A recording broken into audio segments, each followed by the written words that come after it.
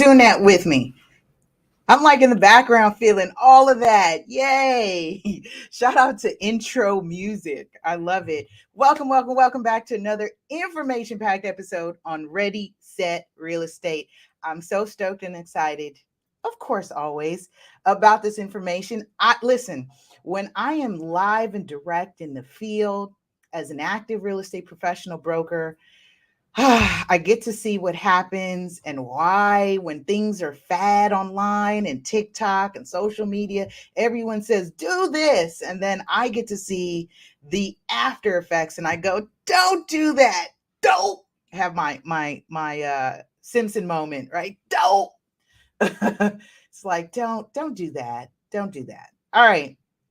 Before we jump into all that, listen, I want to, of course, open the show as always, and we talk about your real estate goals. So let's go ahead and oh, by the way, we'll do today's discussion classroom style. I've just got a quick little slide for us just to kind of keep us on on task, right? Keep my focus here because I'm telling you, my World War for real estate stories just yeah, it's wild out here. I've been saying this, the market shifting, things are wild.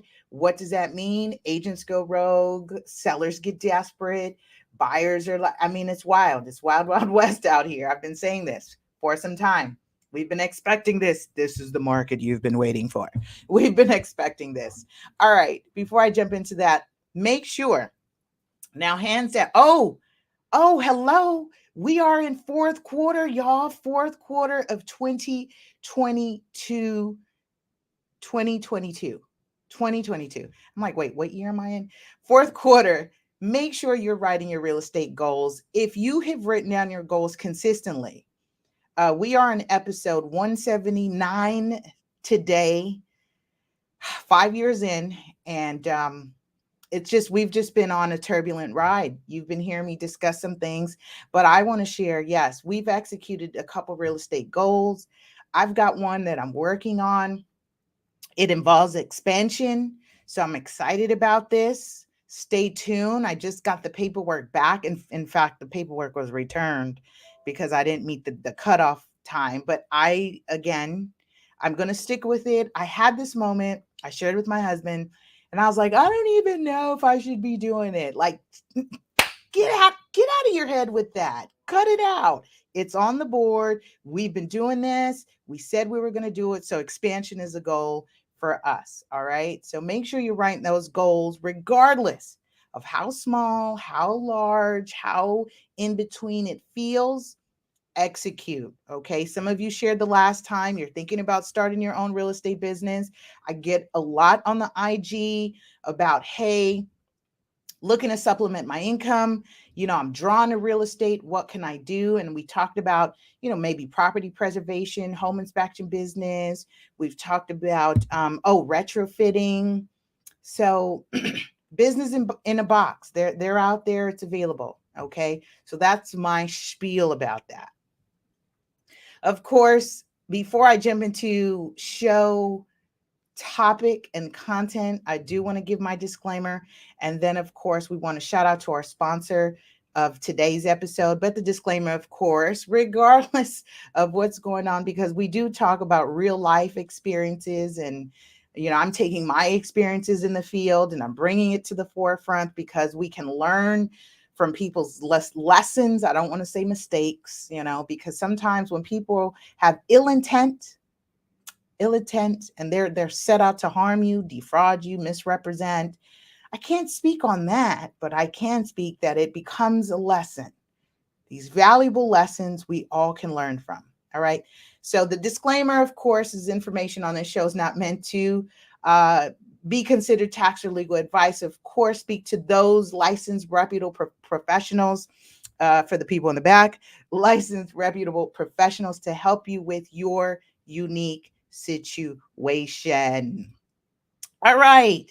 Welcome, Ahmed. He says, I'm a new subscriber. Welcome. Love it. New subs. Drop new sub hashtag in the chat below. This is really awesome because what's real cool for some of you who are new to me, and let me get into that, right? You're like, who in the world Who in the world? Well, my name's Lisa Gillett, also known as Super Agent. Believe it or not, once upon a time, I was live in character. Super Agent had a cape, costume, and I was traveling across the country. And I'm the first person in the country to teach real estate to children ages 10 and up. And now we do that collectively, collaboratively with for profit organizations, nonprofit organizations, and we run real estate boot camps. They have been live and direct prior to a couple years back when we kicked this off in 2016.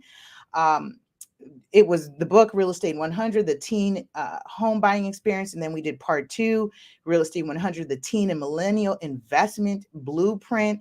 And we're working on part three and some other great stuff.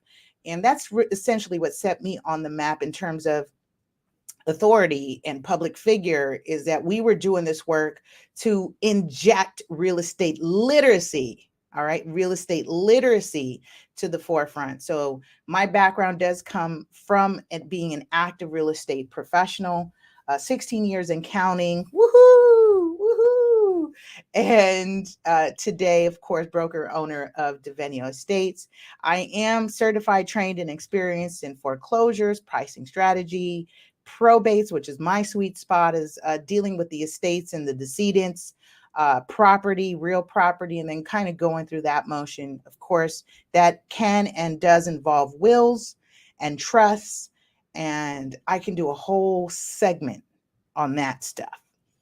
And of course, we are going to see more of the short sale and foreclosure market come around. So we are certified and experienced in that. We are now in our, I guess for me, this is like my second cycle of that.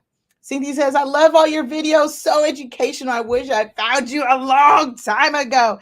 I'm 35 and looking to purchase my first home soon. Cynthia, congrats. I'm here for you. I'm glad you're finding value. Thank you for sharing that, by the way, because it's almost like, I don't want to be kept a secret. No, don't keep me a secret. So I appreciate you. I love it. I'm really excited for you. I think you've probably looked at the last couple episodes about DPA and just kind of how to leverage. Is it a good fit for you? DPA, by the way, is down payment assistance. So as you're looking to get into your first home, definitely there were some good nuggets, especially last week. We talked about NHD, natural hazard disclosures. All right. So good stuff. Good stuff. I love it. I'm excited. Okay. So of course, you do know for all this free game educational, price of admission, of course, is what? Press 1 lets me know you here. Press 2 lets me know you shared it. And of course, if I drop any real estate gem, give me that mic drop icon. Just drop it in the chat below. Okay. Listen, we're on episode 179, when rent hacking goes bust. We'll talk about more of this right after this sponsor break. Thanks, guys.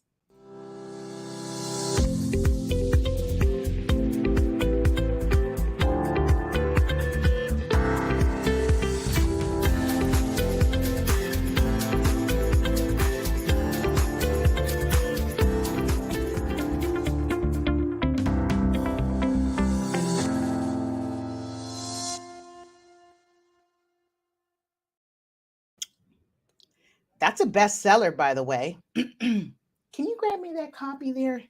Just hand me that copy. I want to show you thank you very much. Cool. This is a hard copy. So, of course, I had to do a hard copy edition of this book. I've really started to transition into buying the hard copy. I'm tactile. We do have an ebook of this. There's a link somewhere. You can kind of Google it, but also really like that it's a short read and it's really easy to understand the flipping game. And so I wanted to make sure we shout out Anthony Lee, author, co-author, and he's doing amazing things. I'm going to bring Anthony back on the show because Anthony recently just bought his first apartment building. After doing and building his portfolio, he stepped his game up into the commercial sector. So we talk about residential real estate being 1 to 4 units. 5 units or more is commercial. So now you're playing the big boys and girls real estate game. We'll bring Anthony on the show to talk more about that. And he's been hosting the investment blueprint workshops out in his hometown, which is Philly. And so I'm really excited about that. Michael says, I started watching your video a few days ago. Welcome, Michael. Thank you. Thank you for tuning in. Appreciate it. I love the interaction. I love it when it's live, right? Of course, as I say live, so if you miss us on the live, make sure you hashtag replay on whatever social media platform you're catching us on. So I know, right? Because I get that little alert like, hey, someone's on, because you may have a question that I can circle back and I respond. It is me responding. I don't have Autobots, robots, iBots, none of that stuff. It's me. I come back, I respond. So feel free to make sure you let me know that you're on the live. Okay, very good. Let's jump into this. So I've got to share a screen share. As you all know, when we do classroom style, it just, I'm visual. I'm a visual learner, as you can tell with that custom Monopoly board piece that I have back there. It's a custom edition that I actually made. Okay, let's find the slide so we can jump into this. Boom. What are we talking about today, Lisa? When rent hacking goes bust. How many of you heard of this thing, right? It was so popular. It seems very quiet now since the pandemic. No one's talking about it. But now I'm seeing the adverse effects that when rent hacking goes bust, what happens? And I'm going to change the names and information so that we can keep this in context, but we can all learn from it. Okay. All right. So, rent hacking essentially is when you are renting a property that you do not own, and it involves subletting, subleasing, right? So, rent hacking, renting a house or bigger than needed.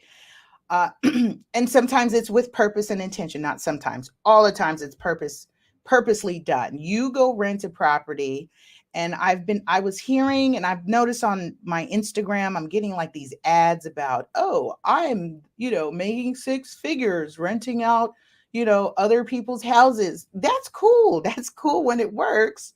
The concern is when it doesn't work, like during the pandemic. Myra says, great live. We love rent hacking. Awesome. So that means it's working for you. Myra, stay tuned because I've got a story today. And of course, Ready Set Real Estate is the raw and uncut, the booms and the busts of real estate, meaning this show is pretty raw in terms of not all the glitz and the glam and the shiny and exciting things, but of course, the stuff that involves legalities, legals, court, death, right? I've been saying my next book is going to be Life, Death, and Real Estate because I tend to be dealing with a lot of that. So good.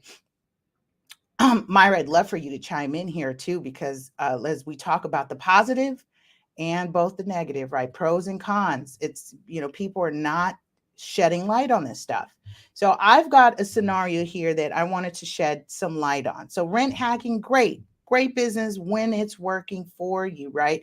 So renting it out bigger than renting a property bigger than needed, and you sublet or lease or rent out the other rooms. Again, this show, very basic real estate terms and concepts. I'm not speaking above you. I want to speak with you. Okay, so I'm not going to use all these real estate jargon that goes above you, right? For those of you who's new to this concept, rental is based, of course, on your qualifications, right? So unless you're misrepresenting, but you are putting yourself on the line and on the hook to carry that rental expense, as opposed to housing and the mortgage expense, because that's house hacking. Of course, we can, jump into that here in this book. And then when Anthony comes, we'll explore that more. But we're wanting to focus on rental because it became a big thing and it worked well. And then the pandemic hit. And if you're in a state that is pro-tenant, I'm in California, sigh. I'm in California, pro-tenant. And that doesn't mean that I'm not pro-housing.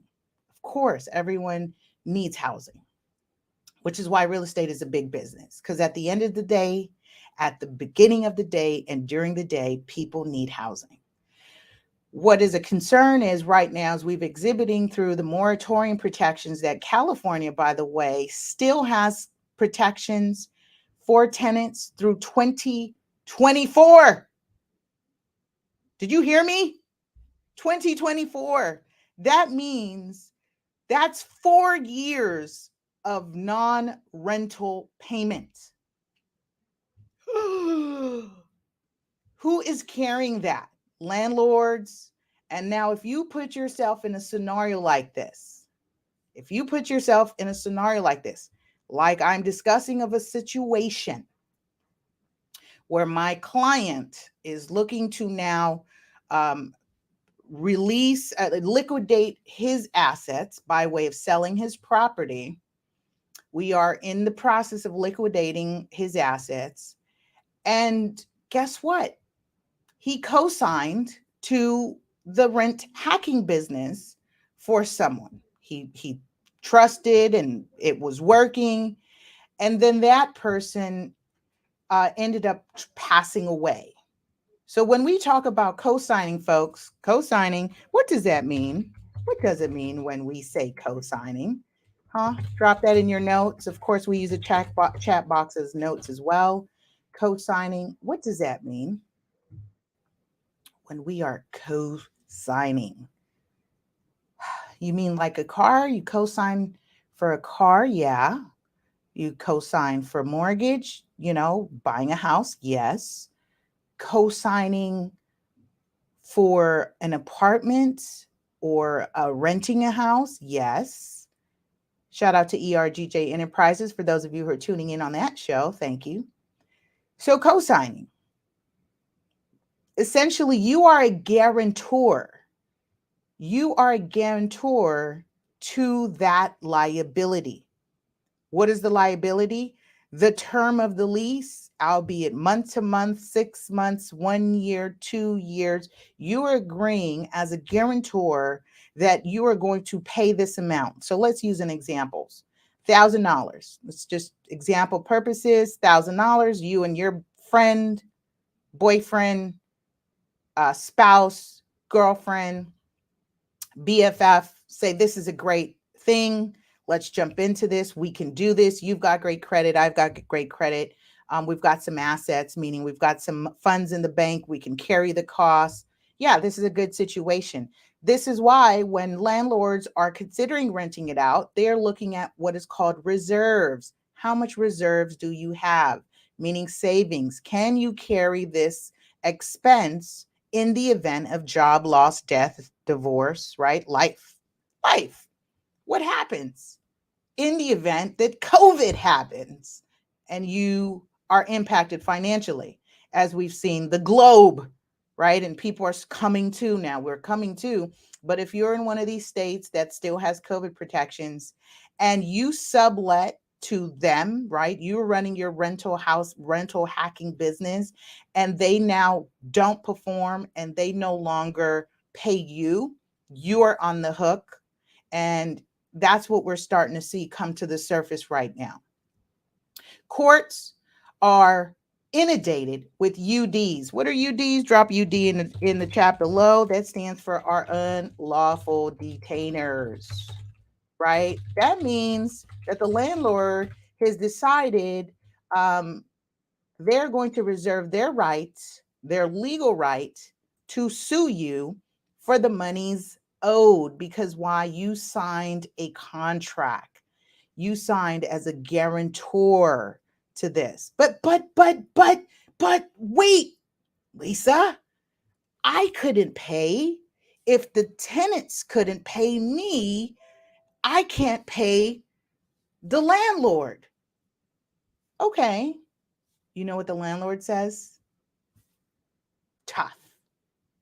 My agreement is with you. You are on the hook for the $1,000.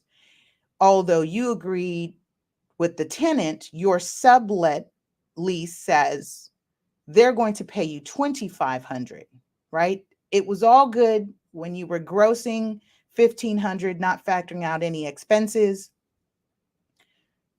It was all good until it's not, right? Again, when rent hacking goes bust, is now you're on the hook for this thing called a UD, which is why this is a high risk business, right? High risk.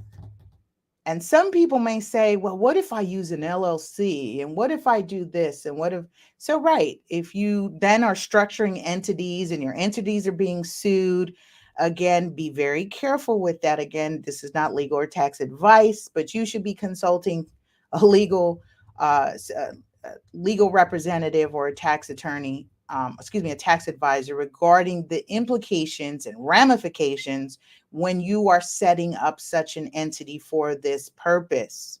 Okay. Because now here's the reality. If you owe no property, if you owe no property, I need you up close and personal right now. If you owe no property, you get a judgment against you.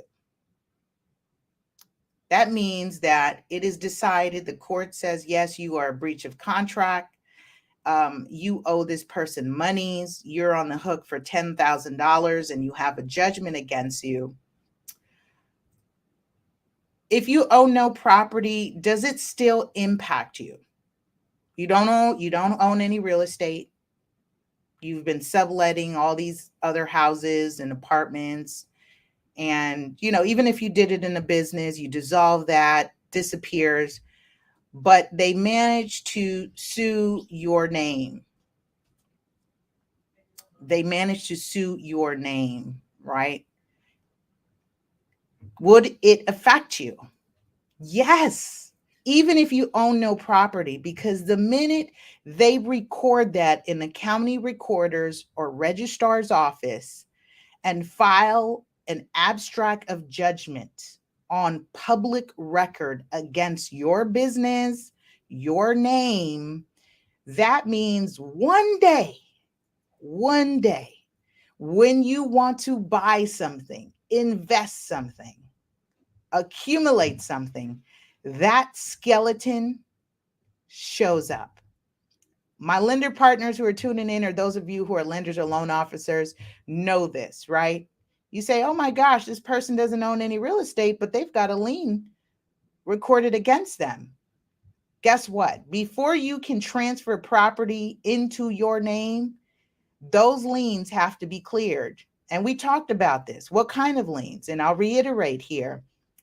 IRS, Franchise Tax Board, child support, alimony, judgments, got to be cleared.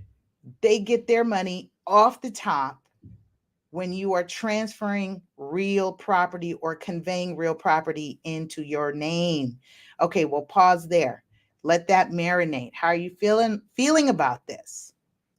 John's tuning in. He says, can or should you house hack with a conventional loan? Great question. So with the conventional loan, that particular loan doesn't, again, and let me disclaim, right, because I'm not a loan officer. So of course you want to speak to your loan officer. We talked about FHA and conventional loans. So FHA, and this is me, right? This is me making sure that I give you enough information so you can, of course, fact check. Don't let Lisa lie to you. FHA loans are those government sponsored enterprises loans, and they usually have restrictions that you are saying that you are occupying this house as your primary residence. Primary residence. Conventional loans have the same stipulation. You are saying that you are occupying this house, to a degree. So here's the twist on a conventional loan. What type of conventional loan? Okay, because there are conventional loans out there, like there's a great loan product out here that I've been utilizing for clients that puts 3% down with no PMI, no private mortgage insurance, which is essentially saving the equivalent of a car note. And so the stipulation on that says that you are saying that you are occupying this property as your primary residence for at least 12 months. So you should be asking and making sure that you are consulting with the lender professional. What are the terms of my loan? Do I have to live in this house for X amount of months, years, without penalty, without breaching, without causing them to call the loan due because I messed up? Check with your lender and your consultant before doing this. John, that was a great question. I appreciate that. I trust that would answer that and clarify that. Again, understand the loan products that you're utilizing for these types of investments and purchase. Okay. So that again was a house hack question, although we're talking about rental hacking. This is not on, doing it with your mortgage. Richard says, I would love to see a video about how to choose a good investment property. Is location key? I would absolutely agree location is key. I will definitely mark that down now. So let's talk about, I'm not going to do it on today's segment. So we will make a note for next show. I'm going to write this down right here. Choosing your investment property. Note to self for next show segment.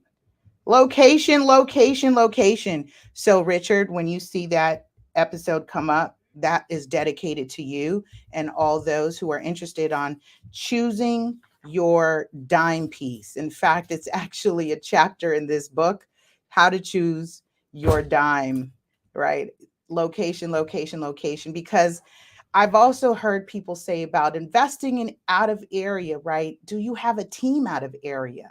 I've gotten calls where people say, we thought it was low, the rents looked good, and we're not familiar with the location. And then they were subjected to other expenses that come with managing or trying to manage a property where they're not so close. So we'll stay tuned for that. Great question, Richard, and thank you for that request.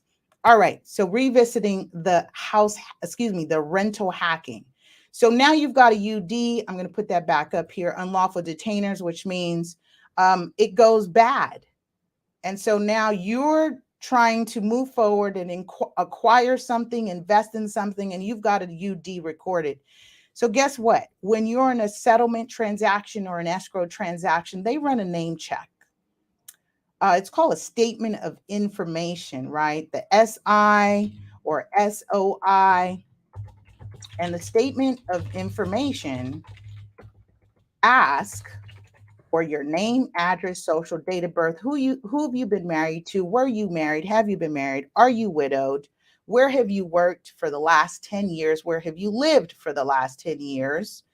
Why? Because they're wanting to check your information against any public records or liens or judgments that would be recorded on file.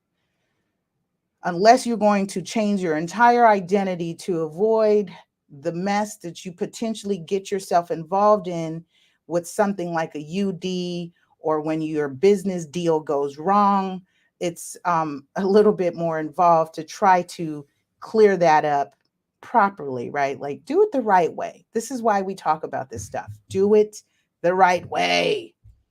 So once they run that statement of information on you, it will come back. And here's what we should understand. There's such a thing with unlawful detainers being closed and confidential, meaning it may not show up because it's a confidential case, like child support. Child support cases are confidential. It's not public record unless you have, special access to that information. Same with a UD, unlawful detainer. So once an abstract of judgment is recorded, you will need to deal with it. If you're looking to move forward in life, albeit acquisition, investments, selling or buying real estate, it will come up and you've got to deal with it. So I recommend that you be very, very careful when you are getting yourself involved, especially with not understanding what the market could potentially do. Don't over leverage. Yes, people have been saying OPM, right? Other people's money.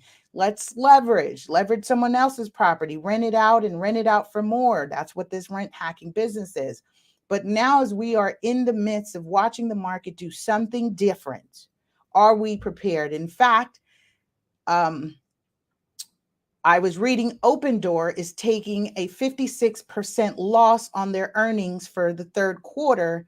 Essentially, they're going to take the loss to try to make good on the contracts that they acquired or picked up those properties at whatever price they did, and usually it was high because we saw this pandemic boom do amazing things for sellers.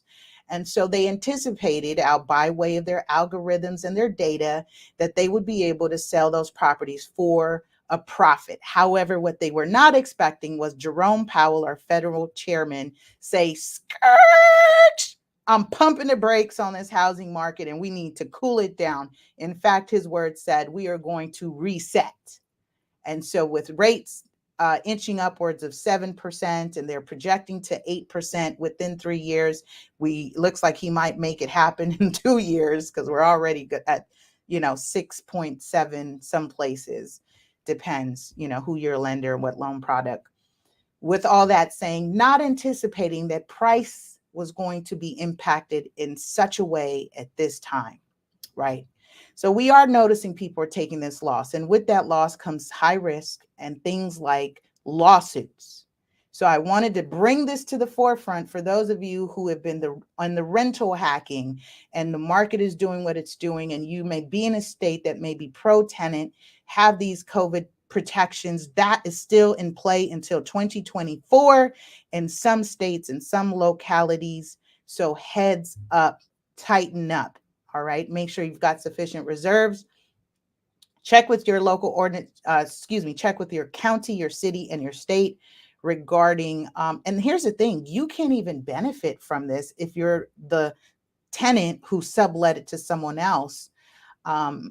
Because the programs and the money's designed is for the landlord, right? It's the landlord and the tenant who's attesting and saying that they've been occupying this property. But if you're not occupying it and you've been running it as a business, that means you're out of luck with trying to take advantage of some of these programs where they could pay the rent. Okay. All right. With that, I say, any comments, questions, and feedback? I like today's episode, short, sweet, powerful. Any topic suggestions or new guests, please make sure you tag and share. We'll do our research, homework, and due diligence and see if they're a good fit for our show, and have them come on and share their experience. And again, don't have to be an expert. It could be someone who just purchased or kind of went through a loan process and just want to just shed some light on what is it like, right? Because going through loans, the loan application is probably one of the most intimate things that you will experience if you're doing it for the first time. Why? Because they uncover all your spending habits, what you've been spending on. They want all pages of your bank statements. That is if you have not set aside money in maybe a pension or a specific savings account, because I've also given you that tip. We only want to see the money for where the source of down payment and closing costs is held or seasoned. All right. We don't have to see all your business. But if you keep it together, then we've got to look at it, and it's very telling. And it, that again makes you feel uncomfortable. Oh my gosh, you're going to, see everything. Miss Coleman says, yes, thank you. Inspiring me and educating me so much. Love it. Welcome back. Thank you. Thank you. Thank you. All right. We'll see you next week on another information-packed episode of Ready, Set, Real Estate. You guys take care, be safe, and we'll see you next week.